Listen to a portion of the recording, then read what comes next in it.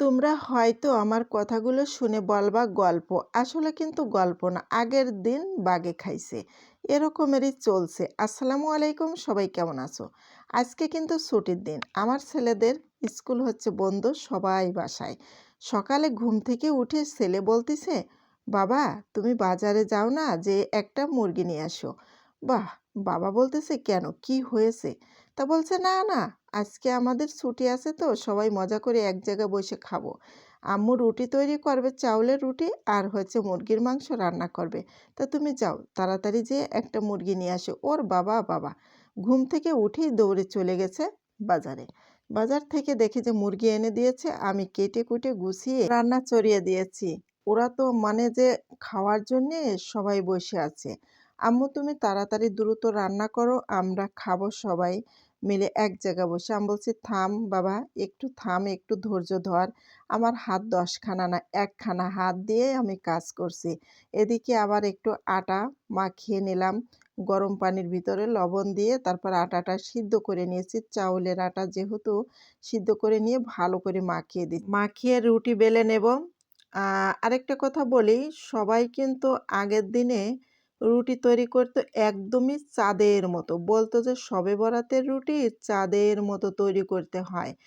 আর এদিকে হালুয়া রান্না করতো। রুটি হালুয়া প্রতিটা ঘরে তৈরি করে সবাইরে সবাই দিত। দিয়ে তারপরে মসজিদে দিত, মিলাদ হইতো। সবাই মানে কি আনন্দ উল্লাস করতো। আমার নিজের চোখে দেখেছি আমি।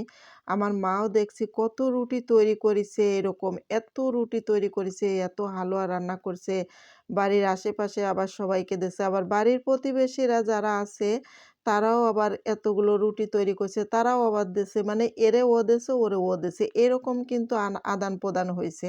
আর সবাই আনন্দের সাথে রুটি তৈরি করছে, হালুয়া রান্না করছে। কিন্তু এই যে শবে বরাত গেল, এই শবে বরাতে আমি দেখছি নে, যেখানে আমি আছি তার আশেপাশেও কাউকে দেখলাম না হালুয়া রুটি তৈরি করতে। কিন্তু আমিও আজকে কিন্তু সেই শবে বরাত উপলক্ষে কিন্তু হালুয়া রুটি তৈরি করছি না।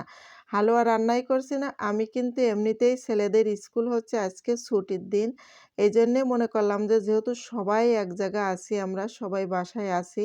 এজন্যে ছেলের বাবাকে বলে তারপরে একটা মুরগি আনানো হয়েছে। আর আমি চিন্তা করলাম যে অনেকদিন ধরেই কিন্তু আমি এই চাউলের আটার রুটি তৈরি করে মনে করছিলাম যে মাংস দিয়ে খাবো। আমার ছেলেরাও খাইতে চাচ্ছিল। আসলে অনেকদিন খাওয়া হয় না তো, তাই আরকি। এটা কিন্তু আসলে শবে বরাত উপলক্ষে কোনো খাওয়া-দাওয়া না। এটা হচ্ছে আমাদের এমনিতেই পরিবারের সবাই মিলে এমনিতেই খাওয়া-দাওয়া হবে। এই উপলক্ষে না। অনেকেই কিন্তু আগে এরকম উপলক্ষেই ছিল যে নামাজ কালাম পড়তো, তারপরেও কিন্তু আবার রুটি, হালুয়া তৈরি করে প্রতি ঘরে সবাইকে দিত, মাংস দিয়ে খাইতো। আর বলতো, "এই শোনো, রুটি তৈরি করলে চাঁদের মতো রুটি তৈরি করবা।" তোমাদের সাথে কথা বলতে মুরগির মাংস রান্না হয়ে গেছে।